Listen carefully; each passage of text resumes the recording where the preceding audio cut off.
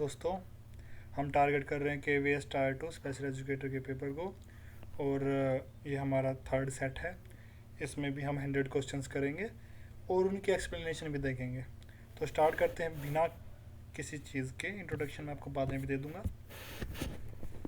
बिना किसी और बात को बढ़ाए, पहला क्वेश्चन कहता है कि संविधान का कौन सा अनुच्छेद शिक्षा के अधिकार की गारंटी देता है।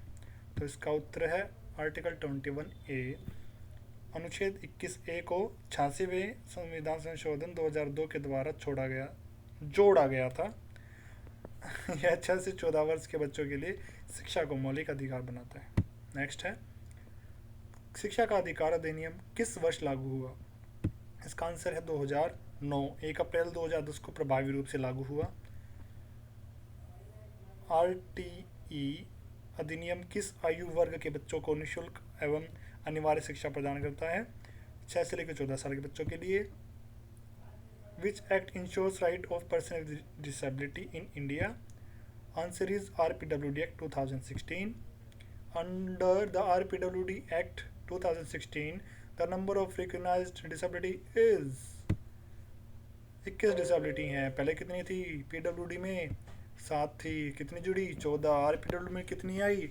21। PWD कब आया था? 1995। बहुत बढ़िया, बहुत अच्छे बच्चों, आप पता है आपको। The national education policy was implemented in which year. 2020।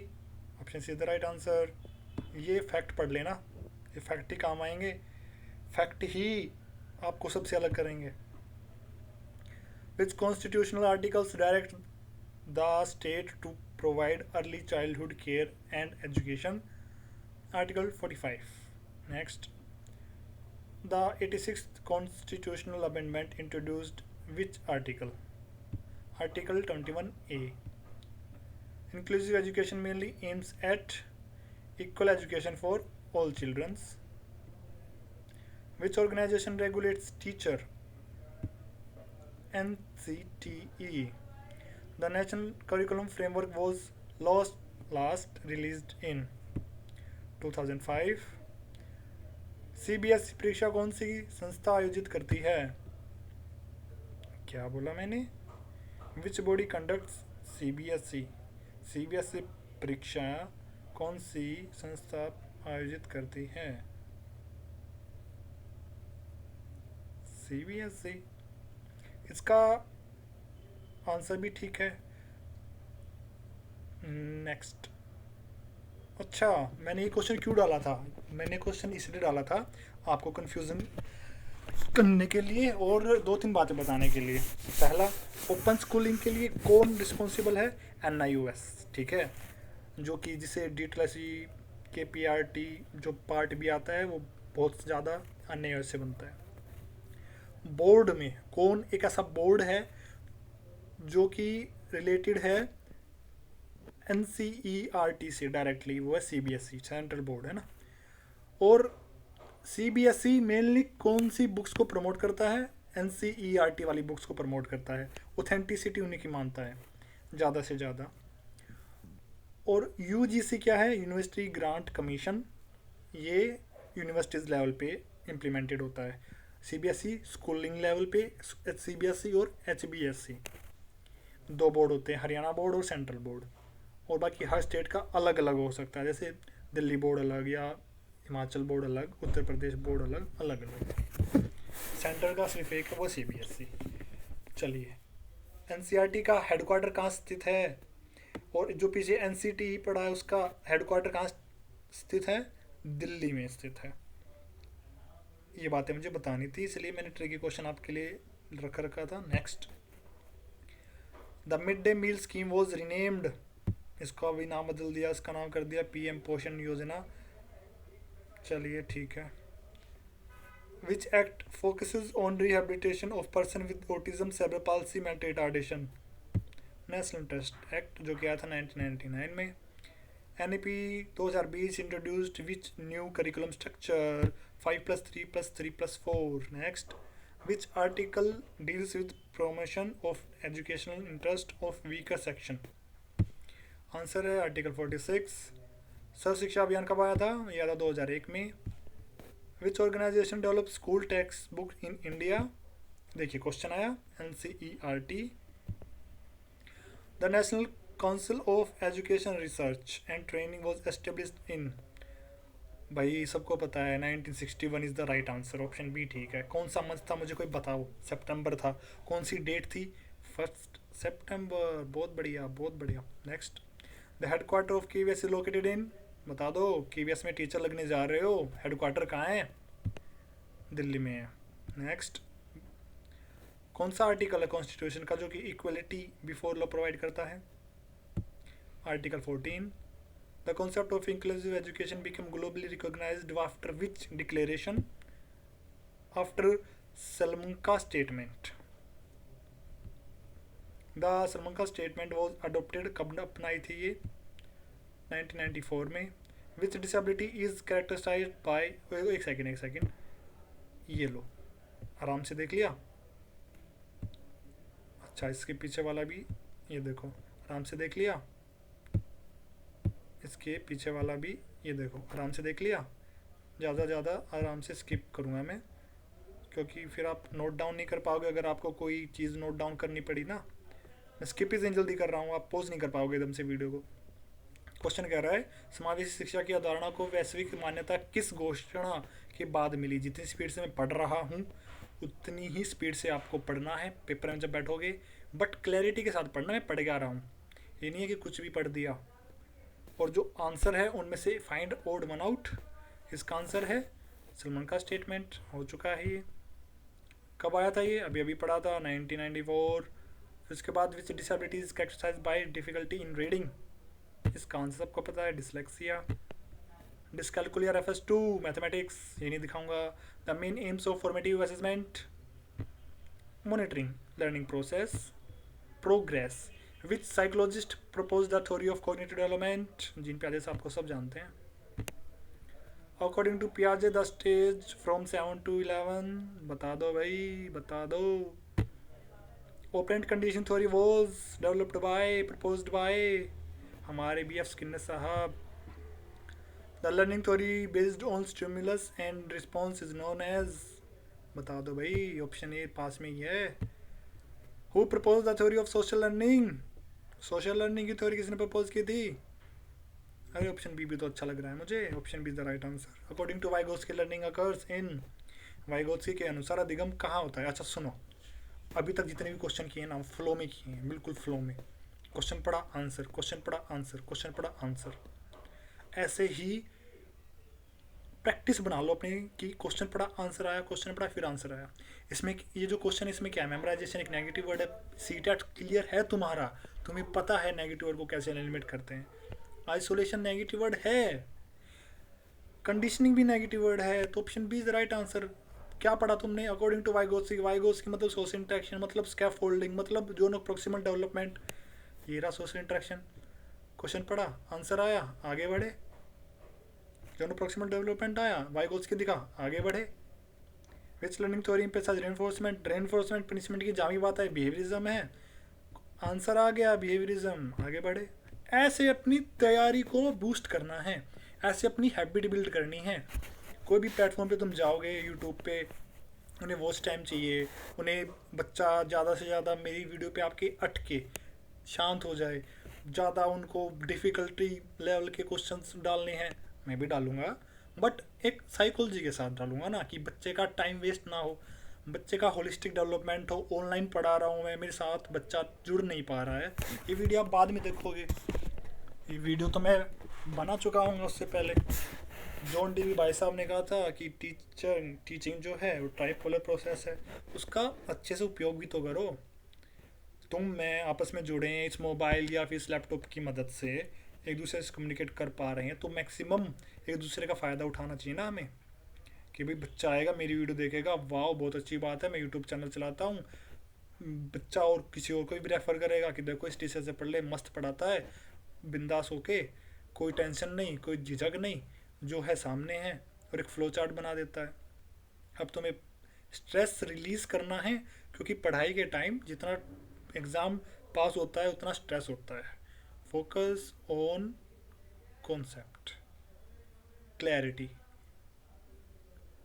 अभी तक के लिए इतना ज्ञान काफ़ी है। क्वेश्चन पे ध्यान देते हैं। संरचनावाद के अनुसार ज्ञान क्या है? कंस्ट्रक्ट करना, option B the right answer.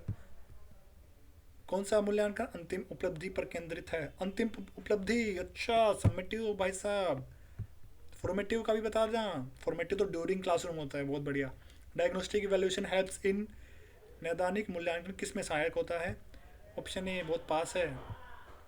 Which type of question measure है हायर ऑर्डरिंग थिंकिंग स्किल? यहाँ से हायर ऑर्डर थिंकिंग स्किल को उठाओ और अपने दिमाग में सोचो। HOTS होट्स और LOTS LOTS, higher order thinking skills और लोअर ऑर्डर थिंकिंग स्किल्स से तुम्हें क्या याद आ रहा है? तुम्हें याद आना चाहिए ब्लूम्स टैक्सोनॉमी, है ना, तुम्हें एकदम से याद आनी चाहिए। तुम्हें याद आना चाहिए 3H, हैंड, हार्ट और हेड। फिर तुम क्वेश्चन की डिमांड देखो, which type of question measures higher order thinking? Higher order में तो भाई हमारा एनालिटिकल आ रहा है। क्वेश्चन की अप्रोच देखी, फिर सॉरी क्वेश्चन का डिमांड देखा और फिर आंसर की अप्रोच देखी कि वो कितना जस्टिफाई कर पा रहा है क्वेश्चन को। क्योंकि ये तो नेगेटिव वर्ड है, रिकॉल, ऑब्जेक्टिव भी नेगेटिव है, ट्रू और फॉल्स का क्या मतलब है? उसने कोई स्टेटमेंट थोड़ी दी है, उसने क्वेश्चन पूछा है। ठीक है, इस तरीके से क्वेश्चन अटेम्प्ट करना है। Option C is the right answer. Next, Bloom's taxonomy was proposed by, क्या बात है, ब्लूम यहाँ पे भी लिख रखा है और यहाँ पे भी लिख रखा है, और एक्सपेक्ट कर रहे हैं हमसे कि हम नेगेटिव मरवा लें अपनी, है ना, नेगेटिव कटवा लें अपनी। नहीं, ऐसा नहीं होगा। नेक्स्ट है, मैंने पॉजिटिव वर्ड बोला, उसको नेगेटिव मीम में तब्दील मत करना, आपसे रिक्वेस्ट है। क्वेश्चन पे ध्यान देते हैं। The highest level is revised Bloom's taxonomy is, वो है क्रिएट करना। देख लो 2001 में, और उससे पहले भी आई थी, 2 बार आई थी ब्लूम टैक्सोनॉमी, तो ये 2001 वाली है। ICT, information communication technology, option is the right answer. Smart classroom, mainly use digital tools. Which platform is used for online learning in India? स्वयं। नेक्स्ट, स्वयं पोर्टल वॉज लॉन्च्ड बाय, किसने launch किया था स्वयं को? Ministry of education, MHRD। Which learning style prefers visual materials? अच्छा, ये question करने से पहले एक बात सुनो, अगर तुम्हें लग रहा है कि स्पीड ज़्यादा है, कमेंट कर देना कि सर स्पीड बहुत ज़्यादा थी वीडियो की, हमें एक्सप्लेनेशन अच्छे से चाहिए, प्लस बाकी के 3 जो ऑप्शन नहीं हैं वो क्यों नहीं है उसकी एक्सप्लेनेशन भी दो, और ज़्यादा से ज़्यादा टिप्स शेयर करो ताकि हम आगे जाके कहीं हार्ड क्वेश्चन में और कॉन्फिडेंस ना दिखा दें अपना। ये तुम जब कमेंट करोगे तभी पता चलेगा, तो कमेंट कर देना, ये तुम्हारी रिस्पॉन्सिबिलिटी है, वो तुम देखो तुम्हें कैसे निभानी है। इसका आंसर है option B, visual. Which strategy promote active learning? Active learning group discussion, बहुत बढ़िया। Next, peer learning means student learning from peers, option B the right answer. Next, classroom management primarily aims at effective learning environment, option B the right answer. Next, which factor most influence learning? Motivation, option is the right answer. Next, motivation can be classified as, मैं पहले भी कह चुका हूँ फिर बता रहा हूँ, जितनी मेरी स्पीड है पढ़ने की क्वेश्चन को उतनी स्पीड आपकी होनी चाहिए। क्वेश्चन की क्या डिमांड है वो देखो, पॉजिटिव नेगेटिव वर्ड से एलिमिनेट हो रहे हैं ऑप्शन तो कर दो। क्वेश्चन की आंसर की अप्रोच क्या है, आंसर कितना जस्टिफाई कर पा रहा है क्वेश्चन को, वो देखो, और बल्ले बल्ले आपका आंसर आ गया। Motivation can be classified as intrinsic and extrinsic, option C is the right answer, बहुत बढ़िया पढ़ रखा है। Which constitution amendment made education as fundamental right, option B is the right answer, बहुत बढ़िया पढ़ के आए हो। NEP के अनुसार फाउंडेशनल स्टेज क्या कवर करती है? कौन से एज के ग्रुप के वाले बच्चों को? 3 से 8 साल के बच्चे को, और ये सारी जानकारी भी आपके लिए महत्वपूर्ण है, इसको भी नोट डाउन कीजिएगा। Under the RPWD Act 2016, benchmark disability is defined as 40%, 40%, 40%. Which of the following is not included in specific learning disability under RPWD Act 2016? Dysphagia, ये मुझे लगता है आपको नहीं पता था, मैं आपको बता देता हूँ इसमें क्या ट्रिकी एग्जामिनर की साइकोलॉजी थी। एक्चुअली RPWD Act 2016 में एक टर्म यूज हुई थी, स्पेसिफिक लर्निंग डिसेबिलिटी, है ना। स्पेसिफिक लर्निंग डिसेबिलिटी में डिसलेक्सिया, डिसकैलकुलिया, डिसग्राफिया इंक्लूडेड थे बिल्कुल अच्छे तरीके से, उसके अंदर सम्मिलित थे, बट डिस्फेजिया शामिल नहीं था, इसलिए ये आंसर ठीक है।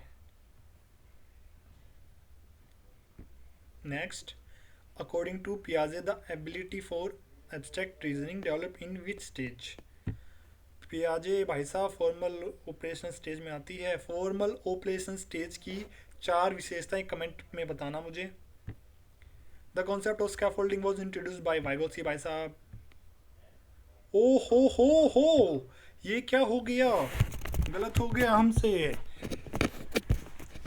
मैं यहाँ पे आपको 3 चीज़ें बताता हूँ नई। पहला, ओवर कॉन्फिडेंस नहीं होना। अब सर ने यहाँ पे ओवर कॉन्फिडेंस शो किया, आंसर गलत हो गया। स्टेटमेंट अच्छे से नहीं पढ़ी, स्कैफोल्डिंग देखा, वाइगोत्स्की लगा दिया। The father of discovery learning, the father of spiral development, the father of scaffolding is Jerome Bruner. ठीक है, इस बात को आप ध्यान रखेंगे, लिख लेंगे कहीं पे। The father of scaffolding is Jerome Bruner. हाँ, तो मुझे एक काम से जाना पड़ेगा था, सॉरी उसके लिए। हमने डिस्कस कर लिया था ना ये 56 क्वेश्चन। चलिए, अगला question, according to Vygotsky the distance between actual development and potential development से क्या कहते हैं? Zone of proximal development, option C the right answer, बहुत बढ़िया। Next, which assessment strategy emphasise continuous monitoring of student learning? Continuous and comprehensive evaluation, किस किस चीज़ का evaluation करती है? ये स्कॉलिस्टिक और को स्कॉलिस्टिक चीज़ों का। इसमें एकेडमिकली और गेम की चीज़ें आती हैं, 2 अलग अलग एरिया में। Next, which theory emphasise meaningful learning through prior knowledge? कौन सा सिद्धांत पूर्व ज्ञान के माध्यम से अर्थपूर्ण अधिगम पर जोर देता है? Meaningful learning theory. Next, meaningful learning theory was proposed by, किसने दी थी meaningful learning theory? David Ausubel. The concept of reinforcement was mainly developed in reinforcement, punishment, behaviorism में आता है। B.F. स्किनर साहब, operant conditioning. Which schedule of reinforcement produce the highest response rate? बताइए। Fix तो बहुत अच्छी बात नहीं होती, हर चीज़ें फिक्स रहना।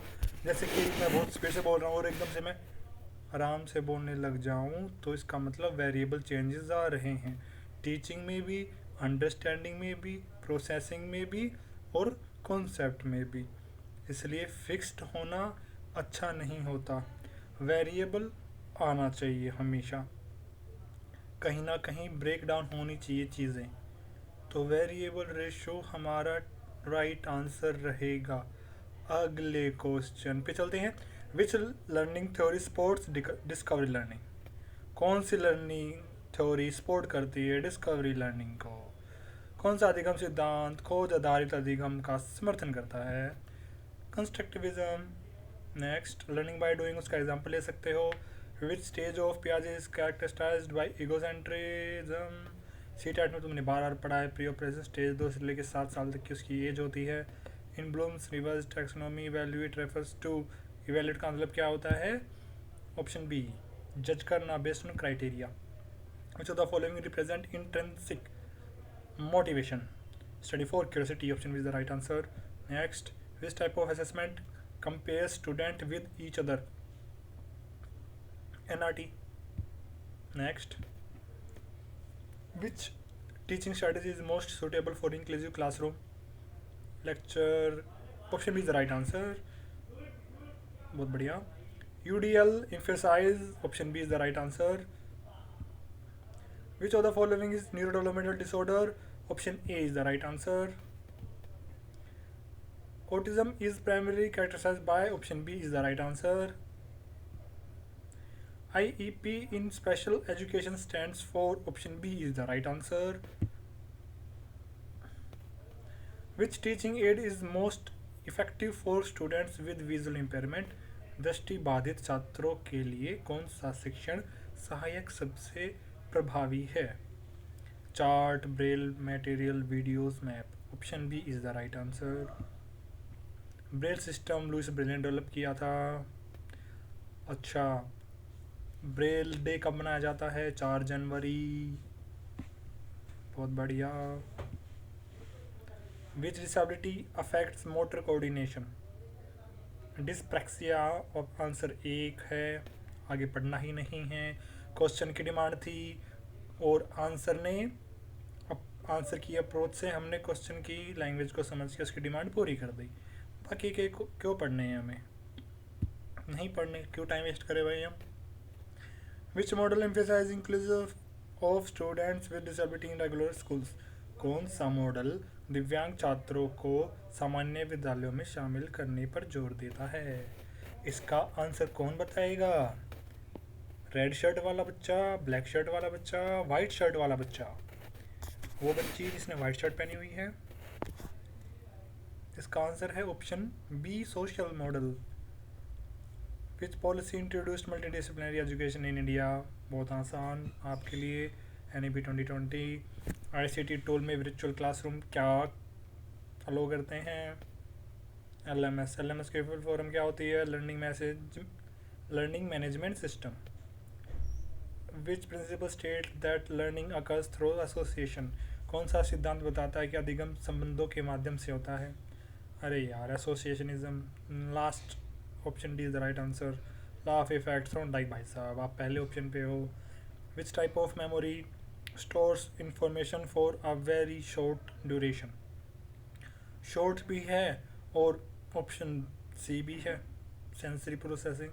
अब जैसे मैं तुम्हें कहूँ, वाह क्या बात है, इतना असर नहीं पड़ा होगा ना तुम्हें, लेकिन मैं एकदम से कर दूँ एज अ दोस्त, है ना, एज एजुकेटर वो ठीक है, उसको थोड़ा साइड में रखते हैं, लेकिन एज अ दोस्त मैं कह दूँ कि यार क्या हरियाली है और तुम भीड़ में खड़े हो, तो एकदम जो तुम्हारे अंदर स्मृति का सुचारू रूप से प्रभाव बना, तुम्हें भी पता है हरियाली किस बारे में कही जा रही है ना, तो सेंसरी मेमोरी है वो बहुत ही शॉर्ट टाइम के लिए होती है, इसलिए हम उसे कह सकते हैं कि वो बहुत ही इंफॉर्मेशन स्टोर करती है बहुत थोड़े टाइम के लिए, बट इम्पोर्टेंट इंफॉर्मेशन।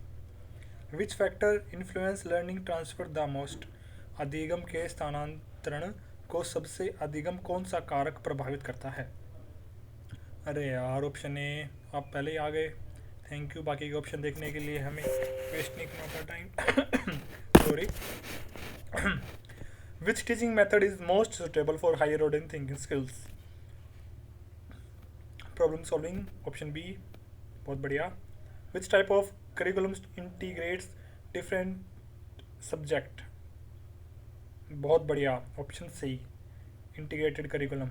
अगर आपने ये बताया तो हिडन करिकुलम रेफर्स टू, बहुत बढ़िया, option B is the right answer. Which evaluation technique measure attitudes?